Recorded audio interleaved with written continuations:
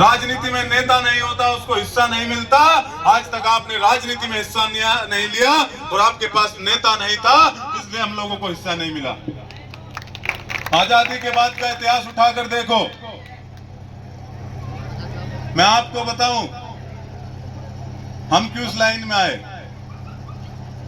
मैं 2005 में भी इंटर किया। अब थोड़ा सा आपको बताना पड़ेगा मुझे, क्योंकि कुछ लोग भ्रम फैलाते हैं जगह जगह, आपको क्लियर होना चाहिए। जब मैंने इंटर किया 2005 में, इंटर पढ़ने के बाद मैं बीटेक में एडमिशन लिया। मुरादाबाद इंस्टीट्यूट ऑफ टेक्नोलॉजी में इलेक्ट्रॉनिक्स कम्युनिकेशन से मैंने बीटेक शुरू किया। 4 साल की पढ़ाई थी, 1 लाख रुपए महीना, 1 लाख रुपए साल उसकी फीस थी। तो जब हम वहां पहुंचे, वहां पहुंचकर हमने पढ़ाई शुरू की। तो जैसे ही पढ़ाई शुरू की और 4 साल पूरे हुए, 4 साल पूरे होने के बाद हमने देखा कि वहां एक भी कश्यप समाज का बच्चा नहीं था जो इंजीनियरिंग कर रहा हो। 1600 बच्चे उस समय पास आउट हुए। 1600 बच्चों ने हमारे साथ इंजीनियरिंग की पढ़ाई पूरी की, लेकिन एक भी कश्यप समाज का नहीं था। क्यों नहीं था?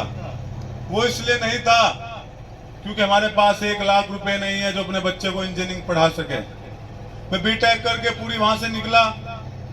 मेरा हैदराबाद सिलेक्शन हुआ कॉलेज से ही। मैं हैदराबाद चला गया, बेंगलोर रहा, नौकरी की, बड़ी बड़ी कंपनियों में रहा।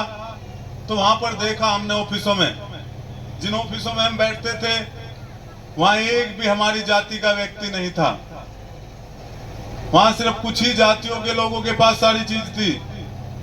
फिर मैं मुजफ्फरनगर आया 2012 में, क्वालिटी मैनेजर बना तिरुपति सिलेंडर में। 90,000 रुपए, 1 लाख रुपए मेरी तनख्वाह थी। तो जब मैं देखा वहां एसी का ऑफिस था, गाड़ी थी, सारी सुविधा थी, वहां भी ऑफिसों में अपने आदमी नहीं दिखाई दिए। एक जगह मुझे अपने आदमी वहां दिखाई दिए। कहां दिखाई दिए? वहां दिखाई दिए जब मैं प्लांट में अंदर घूमने जाता था। जब घूमने अंदर प्लांट में हम जाते थे शाम के टाइम, तो जो लेबरिंग का काम करते थे ठेकेदारों के अंडर में 200 रुपए की मजदूरी पर, वहां हमारे लोग दिखाई दिए, यानी मजदूर के रूप में दिखाई दिए। हमने देखा ना हमारे लोगों के पास जमीन है, सारे भूमिहीन लोग हैं, ना हमारे पास पैसा है कि अपने बच्चे को अच्छे स्कूल में पढ़ा लें। फिर हमने सोचा, 2014 का सन था, हमने देखा कि भाई जो जातियां राजनीति में जितनी जल्दी गई, जिसका नेता मजबूत हुआ उसी को हिस्सा मिला। आजादी के बाद ब्राह्मण समाज सबसे पहले राजनीति में गया, तो ब्राह्मणों को सबसे पहले हिस्सा मिला।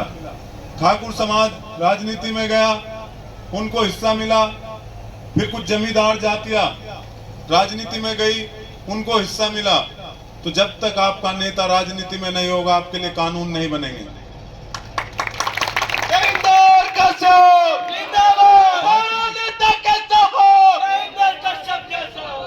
बोल लो ना भाई, बीच में बंद कर दो सब।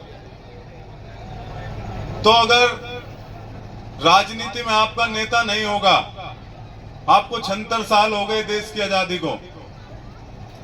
अब कुछ लोग बोलते हैं, बहन जी का उदाहरण देते हैं, मुलायम सिंह यादव का उदाहरण देते हैं, लेकिन उनका संघर्ष भी पढ़ें।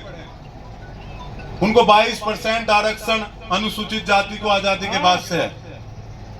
यानी अगर उत्तर प्रदेश में 403 विधानसभा है, तो 80 विधानसभा रिजर्व है। उनके 80 विधायक चुन के ही जाने हैं, चाहे वो किसी भी पार्टी से चुनकर जाएं। उनके 543 सांसदों में से 125 सांसद जीत के हर बार जाने ही जाने हैं, चाहे वो किसी भी पार्टी से जाएं। बहुजन समाज पार्टी की बात की, बनाई पार्टी की सत्ता में आई क्योंकि उनके पास आरक्षण था। और जो लोग बात कर रहे हैं कि आरक्षण को 76 साल हो गए, आरक्षण नहीं मिला, उसका कारण ये रहा कि आपके पास कोई ऐसा आदमी नहीं था जो वहां उनको कहकर पास करा सके। मैं पूछना चाहता हूं उन नेताओं से जो लोग आज मंच पर कहते हैं, आरक्षण की बात करते हैं। जब 2000 में एक मजबूत जाति उत्तर प्रदेश में पिछड़े वर्ग में जोड़ी गई, तो कितने नेताओं ने हमारे विरोध किया। अगर उसको पिछड़े वर्ग में ना जोड़ा जाता तो आज हमको हिस्सा मिल गया होता। 2014 में फिर हमने सोचा कि राजनीति की जाए। हमने एक संगठन बनाया छोटा सा,